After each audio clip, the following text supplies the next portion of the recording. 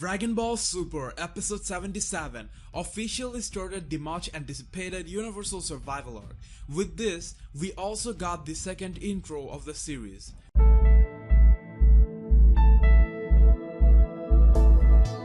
How good was the intro? It was so good that it got more attention than the entire episode 77. I think it's one of the best opening in the history of Dragon Ball, and in this video I will break down the second opening of DBS frame by frame. Okay, so it starts with Goku fighting this fighter who is wearing something similar to Deadshot's gear, at least from the color combination. And the first shot of the punch symbolizes that this guy is giving Goku a run for his money. Throughout the entire trailer, this guy is very prominent, and so they're hinting that he might be one of those top tier rivals Goku finds from this tournament.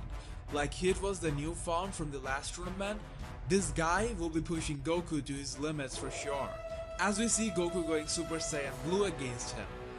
The big red machine did look a bit surprised. Of course, God Ki would be surprising to anyone, but it doesn't look like he is absolutely outmatched.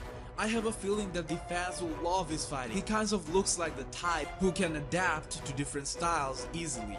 I like that he's extremely buff because DBS seriously lacks muscles compared to DBZ. I always prefer big and muscular characters over small and unfit in DBU.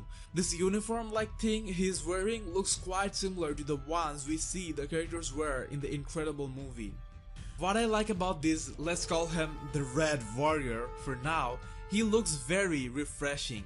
It's almost like he's from another fictional verse.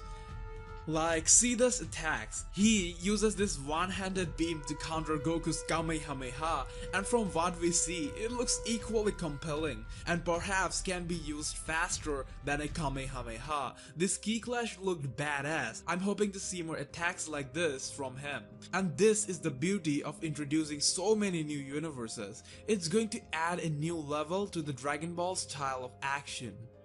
The Red Warrior does look kind of familiar, right? He looks an awful lot like Jakku. Of course, different physical structure, but their eyes, mouth, nose, ears, and even the clothes they are wearing are kind of similar in style. Maybe he's from the universe Jakku originates from? He also has similarity with the ring announcer we saw in the last Universe 6 vs Universe 7 tournament. Maybe they all are from the same universe, except the Red Warrior is obviously of the fighter kind. Given Jakku, who looks like a regular guy, can fight quite decently as you see in Resurrection F, it would surely mean that guy would be insanely powerful.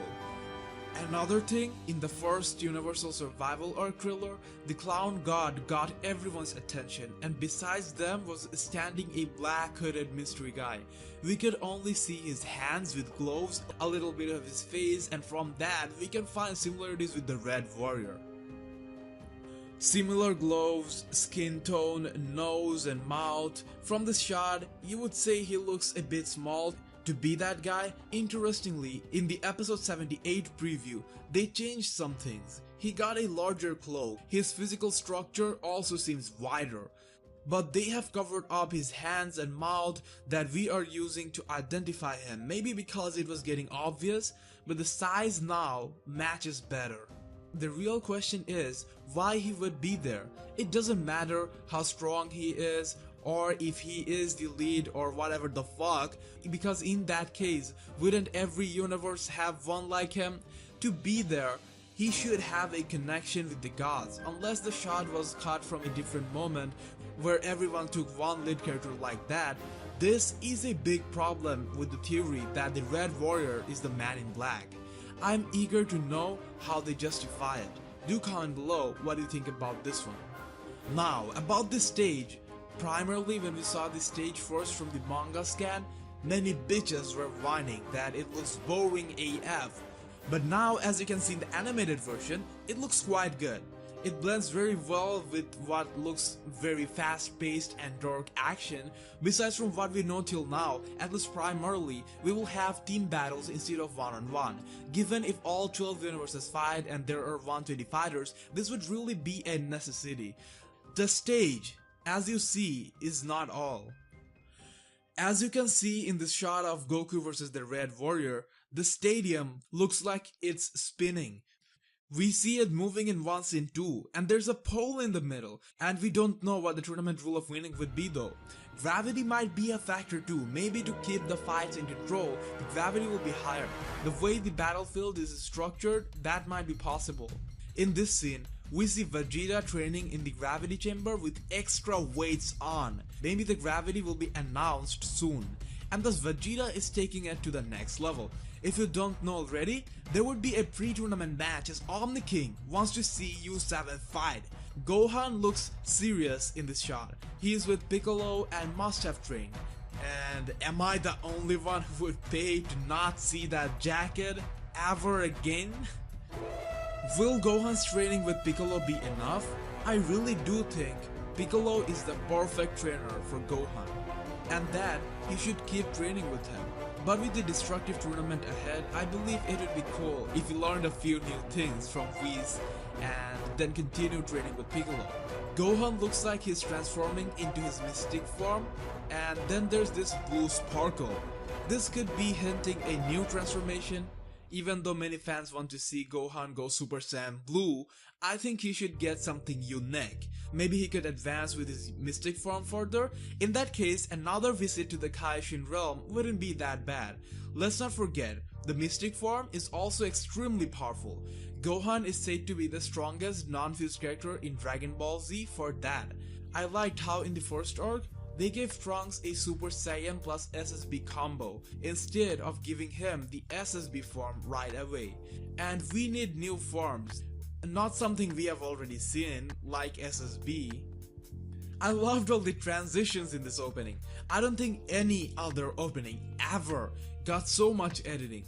This shot is funny how potentially all the U7 fighters who could get killed is holding Dragon Balls. JK guys, except for 17, 18 and Buu, others will break bones, I hope. In this shot we see Goku practicing what looks like a new technique.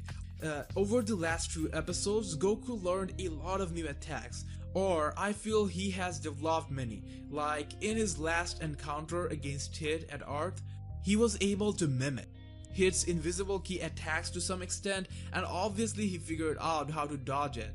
So this type of things, when someone like Goku learns it for once, it's granted that he will develop it and might even end up inventing his new techniques.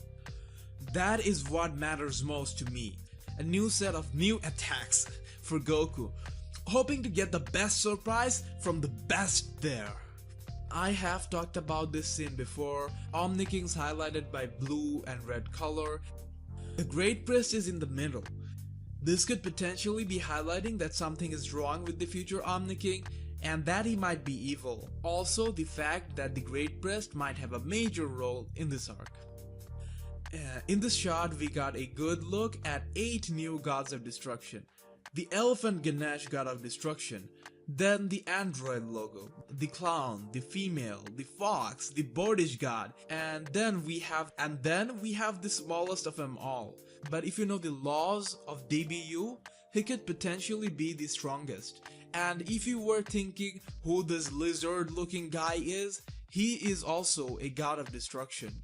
But he wasn't highlighted much in the earlier preview releases. Sounds interesting. I have no idea why, but it reminds me of some raw character designs used in the Dead Zone movie. So here's another god selfie, with the dwarf god being the center of attraction. We got some Kaioshins and angels here. On the back end we have the clown's angel. We have a shot of Universe 6 fighters. Hit and Vegeta are the 2 known faces, with 5 other new fighters. So the pink fat fuck seen fighting with Vegeta in the trailer is actually from U6. Another female character, but she doesn't look like the female Broly. We do know there are 2 other fighters on the team for sure, Kabe and Frost. I don't know if they will have Botamo this time, but if they do, it would mean we know all the 10 fighters of the team. And if this girl in this shot is indeed not female Broly, then the popular prediction of her being from U6 and related with Kabe is wrong. The only way that could be possible is if Botamo isn't in the team, or if she came as a spectator of U6. Given the fact each universe is already going to have 10 fighters, I don't think they will go through the burden of taking audiences. Talking about Girl Broly, surprisingly, we see her with another universe fighter. We don't know which universe yet, but the universe of the guy I'm calling the Red Warrior, who has been very prevalent in the tournament. It looks like they are the only universe with a uniform. Really, they got me interested. The characters looks exotic too.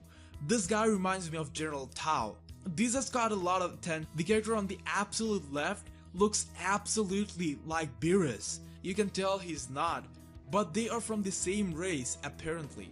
So this could mean that you are not born as a god of destruction, but rather picked by Omni King or maybe even by the angels.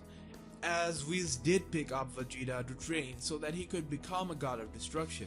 So it's evident that being born as one isn't mandatory. So maybe this is just another guy from the race of Beerus who is very strong. So now back to Girl Broly, it feels a bit weird to know she isn't from U6 as she is so similar looking to Kabe and even her costume is kind of similar to Kabe. Noticeable factor, we have seen Girl Broly but she wasn't wearing this uniform. Maybe not all fighters wear this uniform of that universe, maybe a group got picked who has that, just a small theory. Do you think this uniformed guys are shapeshifters or can take other forms, like maybe that's why one looks like Beerus and the other like Girl Broly? What do you think about this red guys overall? Last one, this scene where Goku has this kind of light reddish aura around him, many fans are speculating that this could be hinting a new transformation, but if you notice, it looks as if Goku is breaking out of it. Not sure what's happening, but that aura looks same as the aura of the Red Warrior.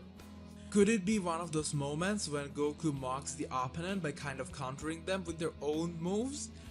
Don't know, could be a Kaioken combination too, let's see. Guys, if you are a regular follower of my channel, I'm requesting you to subscribe to our channel Dragon Ball Fanverse. There will be post updates faster and shorter. If you want DBS updates but don't have enough time, this is one channel you must be connected with.